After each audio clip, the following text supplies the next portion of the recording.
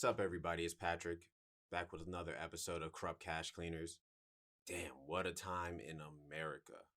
And honestly, it's crazy how none of this is affecting the stock market at all.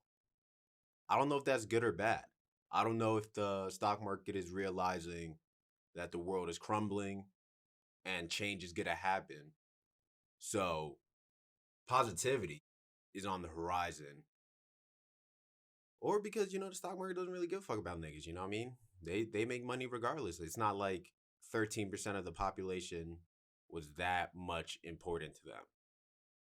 The good thing that this situation has brought about, we are starting to highlight those of the minority community, especially the Black community, who are succeeding and being leaders in the corporate structure as well as the government structure. I've never seen more interviews with more Black politicians, more Black corporate board execs, where you wondered if they were even in those positions.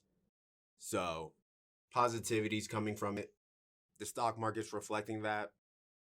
I think we should just get into what happened and what I did last week. So, Morgan Stanley options are going. Many analysts believe they are one of the top financial firms to believe in for the future. Their stock price rose $2 alone on Friday, which pissed me off because I sold my 48 call options on fucking Thursday, and I sold them at the beginning of Thursday. I panicked. And this is a valuable lesson that we have to talk about. Never panic. Scared money don't make no money. That's the saying we have out here. And I was petrified. I took pennies on the dollar. I set a cap at 65 cents a share just to find out the day closed at 83 cents a share. If I would have kept my options, I would have profited $200 more just by selling them at the end of the day and not being a pussy. Why don't banks have cooler names? It's pretty hard to convince a nigga from the hood to invest in Morgan Stanley. You never even met a Morgan Stanley. You mean Stanley Yelnats? I would never give money to anyone named Morgan Stanley. Morgan Stanley sounds like someone whose dad owns a boat. Morgan Stanley sounds like he got an allowance growing up. Imagine you're one of the kids whose parent had the audacity to name you Morgan Stanley. I mean, at what age do you think those kids tell their parents they hate them? I mean, it has to be early. There's no way 6th grade goes well. There's very little people who middle school actually went well for. Actually went solid for me, I'm not gonna lie, but high school is downturn. But Morgan Stanley, those L's start early. What do you think Morgan Stanley went by? You know, a lot of people go by their first name, a lot of people go by their last name. That's a toss-up. I feel like those are two different personalities. If you're going by Morgan, I feel like that means something. You're softer, gentler. Just like life. Chilling. Suck some dick. Not a lot. But you suck a little. If you go by Stanley, you're probably rough. Probably sporty. Talk a little shit. You probably shortened Stanley to Stan. That's probably why you went to Stanley. I can use my last name and get a nickname out of this. That's a Stanley move. That's most definitely a Stanley move. There's no shortening Morgan. Morg. If your nickname is Morg, you probably work at one. I mean, that is terrible. Do you think Stanley is just waiting for the right time to tell his parents that he likes Morgan a little better? You know what I mean? They wanted him to be Stanley. His dad woke him up early, played catch outside, ran routes. You're gonna win, Stan. Hey, Stan, stop being a pussy. Stan. But all along, Morgan wanted to be upstairs, watching Disney Channel, Hannah Montana, just wishing for the opportunity. to expose its alter ego. That's the kind of shit that drives you to finance world. Money made on character. That's why I buy their options, yes sir. Shout out all my homies at Goldman Sachs. Gotta show love. Up 300% this week. I've always known black people and Jews get along. I just always known.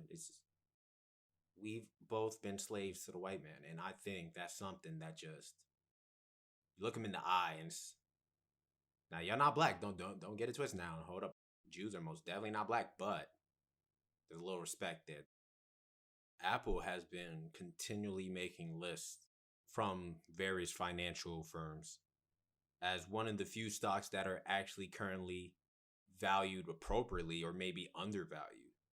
A lot of analysts expect Apple to reach even newer heights this year off of its record heights this year now. I made a reckless play. I made a boom or bust play through a heavy option, talking over $500 option on Shopify. And I'm rooting for it the way evil villains root for the world to fall. As in, because there's a lot of companies and stuff going out of business, they're going to take on heavy traffic from those people trying to sell products through themselves, and they just need a medium to do it through. So, like I said last episode, the airlines are booming, and they kept jumping. And another idiotic play I made was selling early. I had Southwest stock. I had Southwest options. $38 call. It was looking a little iffy. Everyone was talking shit on CNBC. I decided to sell. And I decided to sell when the stock price was at 35. It closed the week at 38. I still took home a profit. And you can't go broke making profits. I heard that from a wise woman on CNBC. But you could look like a fool making profits. You could still be broke making profits. That's what you could definitely still do. You know how much more ramen you could buy when you hit the call on your stock option? I'm just saying. I'll definitely get back into the airlines. I think we are reaching a near peak where I could see a drop off where we priced in all the upside, priced in all the positives from the reemergence of bookings, and then the stock taking a slight dip or pausing and remaining flat for a little bit. So I would not get too aggressive with any play I make, but I do think the good airlines, the safe airlines, Alaskan, Delta, Southwest, Spirit is booming now. Again, broke niggas gotta fly. So as long as you safely put your money in within reason of your budget and your portfolio, I think the airlines still have room to grow and still profits to take home. Many analysts believe that the reason Southwest stock rallied is because they announced future layoffs. And this should have been obvious. The whole airline industry, the whole jobs industry is going to change. We all knew the company was going to release employees, so I don't think that should negatively affect stocks, especially with this future we're going into. Everything's going to change. So a company firing employees, reducing debt, if you hear that, they should be a company that you should at least look into. They're making changes that they need to survive. And the companies that do that are the ones that also thrive. The future is now. It's adapt or die. It's kind of real that a story broke out this week that Southwest is releasing employees. It's kind of respectable. It's respectable because the only color they see is green. And I mean, come on, baby. I appreciate that. Becoming financially secure is one of the most guaranteed ways to have influence in your community. And all the changes for the better you can make are through the hard work you do and the money you make. You can't make your neighborhood safer unless you have the resources to make your neighborhood safer. If we're going to replace any bill, I think we got to start with the 10. You're not touching Abe. You're not touching George. Franklin created electricity. He deserves to be the top dog, honestly. But he's not a president. Suck my dick. What president created electricity? We all use electricity. I turn on a light bulb every goddamn day. Every goddamn day. You damn right he's the $100 bill. He should be the $200 bill. He should be the $300 bill, and we'll throw Elon on the $1,000 bill. We're about to all start working for Elon eventually. People don't understand. Elon made billions this week. When he successfully and safely took those astronauts to space, docked them to the ISS, and landed the core stage, he just secured contracts for I don't even know how long. My DraftKings option hit. I made a $42 call, sold it right when it crossed the boundary. The stock did drop down to $40, and that's where it's trading at currently. But it does has ultimate upside. It's signed streaming deals. It's getting into online content. It's getting into create your own content. You're going to soon be able to marble race bet. People who gamble on competitiveness. And that's what they realize. They're finding what people are competitive about and profiting off of it. And I respect the game. That's why I also believe Vegas is having a big weekend. Vegas officially reopened. All the stocks started trading higher immediately. I think it was the best time to buy calls because no one priced in the overwhelming reaction they were going to get from The Weeknd. And not the singer The Weeknd. He's like 5'2". He can't overwhelm anybody. But people don't understand how many people travel to Vegas by car. And then once they found out an escape from this reality of riots and plague was possible, Vegas is probably cashing in this weekend on pure, I want to get out the house motivation. I believe is going to shoot their stocks up, and this is why it's a great option for options, actually. Yeah. I bought MGM calls. Wynn is skyrocketing for me. I have some 918 Wynn calls that are doing well. LVS took a hit because of apparent cash money laundering.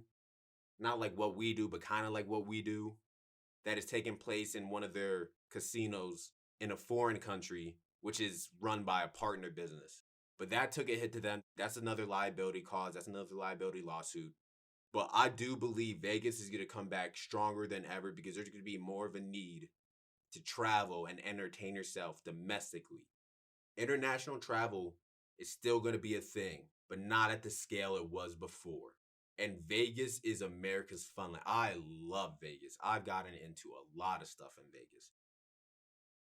You know you've been to Vegas too much when you leave a strip club and by the time you get back to your friend's place, they're asking to go get breakfast. So I heard through the grapevine that a lot of Uber options were being bought at the 37 call value. So of course I bought some as well. That's the thing about stocks. You can make a lot of money being the independent guy doing his own thing, but if you want to make a sure profit, sometimes you got to follow the herd. Sometimes they're walking in the right direction. It might not be your most glorious win, but I mean, a win's a win. You know what I mean? Money is money. Some other hood sayings, I don't know. You know it's a hood saying if it just repeats itself. You gotta love the hood, man, because they break it down in the simplest forms that we all understand. So I took the 37 call options. They've done tremendously for me. I don't know how Uber still has $1 billion price tag when they don't make money, supposedly. But Uber's not a bad company. I also believe they wouldn't be there if they weren't making money, supposedly. My only concern is that I heard they're going to buy DoorDash. And DoorDash is a phenomenal company. But I don't want Uber bringing that ratchet-ass Uber Eats trash over to my nice and friendly community DoorDash. DoorDash doesn't deserve that. Uber Eats is by far the worst of them all. If you like Uber Eats, that's probably because you live in a cave.